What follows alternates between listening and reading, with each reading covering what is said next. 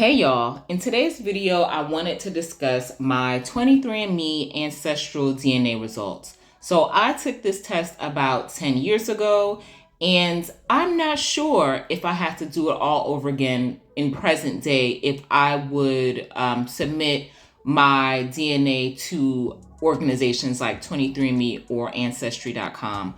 I'm going to link in the description box. I saw an episode of 60 Minutes, the American broadcast, where they did a deep dive into what these organizations are doing with our DNA and a lot of gray areas and things of that nature in terms of how long they're keeping our DNA, what they're using our DNA for, how law enforcement organizations are submitting like suspects' DNA in order to try to solve unsolved crimes and things of that nature.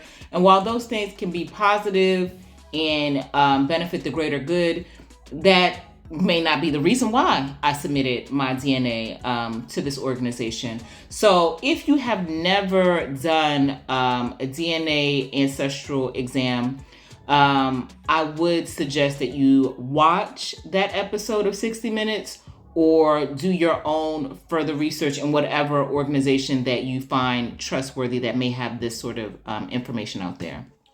So my mother is African American. She was born in Brooklyn, New York. My father is from the Caribbean. He was born in Georgetown, Guyana. So I am Black mixed with more Black. With that being said, because of my accent, you can clearly tell that I'm American, or at the very least North American. You may think I'm from Canada, but I'm from America. Whenever I'm in spaces and I introduce myself as American, like, oh no, yeah, I'm American, I grew up outside of Washington, D.C., blah, blah, blah, I almost always get the retort, but where are you really from? So what they're clocking is that my features are giving West Africa. It's giving something outside of what's broadly considered like a traditional Black American feature. And so let's get into my results. So I am 88.7% Sub-Saharan African, 10.8% European, and 0.5% East Asian and Indigenous American. So out of that 88.7% that's Sub-Saharan African, I am 67% West African, 28.4% Nigerian, 23.9% Ghanaian, Liberian, and Sierra Leonean, 5.2% Senegambian and Guinean, and 9.5% broadly West African. Out of the 10.8% of European ancestry that I have, 10.3% is Northwestern European, 8% is British and Irish, 2.2% is French and German, 0.1% broadly Northwestern European, 0.4% Eastern European, and 0.1% broadly European. So one of the other things that I really like about 23andMe is not only does it give you your ancestral composition and let you know where your forefathers and foremothers hail from, it lets you know how many generations back those ancestors are that you descend from. So for me, 2 to 4 generations ago, my ancestors were Ghanaian, Liberian, Sierra Leonean, Angolan, and Congolese, as well as Nigerian. 3 to 5 generations ago, my ancestors were British and Irish, as well as Senegambian and Guinean. 5 to 8 plus generations ago, my ancestors were African hunter-gatherers, Eastern European, French and German, and lastly, 6 to 8 plus generations ago, my ancestors were Southern East African. So, this information I find fascinating. But one of the other things that I wanted to do was to compare my ancestral composition to the broader African American community and to Black Guyanese as well.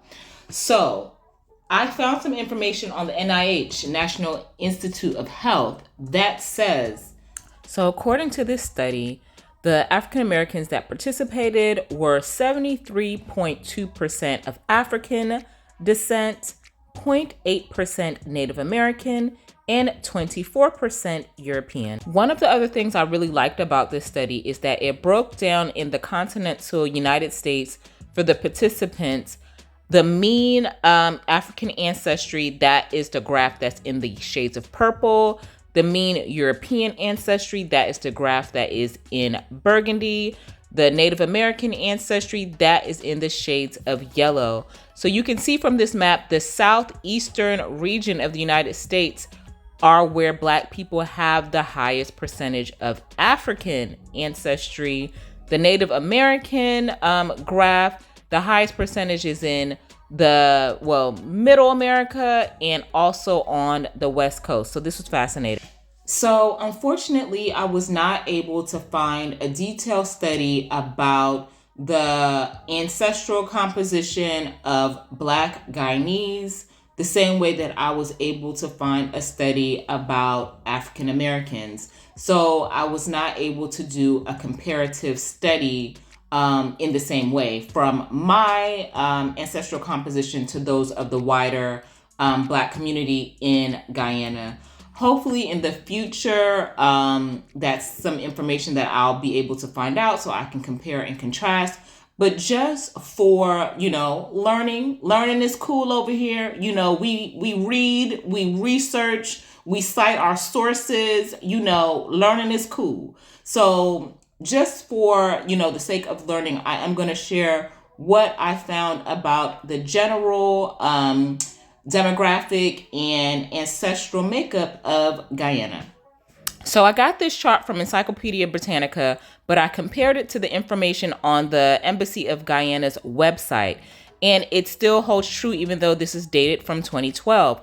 39.8% of the population is East Indian, 29.3% of the population is African or Black, 10.5% are indigenous, 19.9% are mixed race, and 0.5% are other. When I compare my ancestral composition to the African American participants in this NIH study, I will link the study in the description box so you can review it yourself.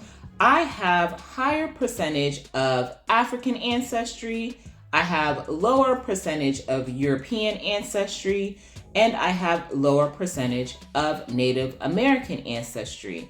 And I find that fascinating. This whole process of just learning in detail where your ancestors come from, it just makes you more curious. And for me, I most definitely want to visit all of the African countries that I have ancestry from. I want to just learn more as much as I can. I want to visit the land. I want to eat the food. I want to meet the people and all of those things. And if I'm going to be honest, most of my results did not surprise me. In my family, we have been told that my great-grandfather was originally from Ghana. And so the high percentage of Ghanaian ancestry is not surprising. But having French ancestry as well as German ancestry was surprising.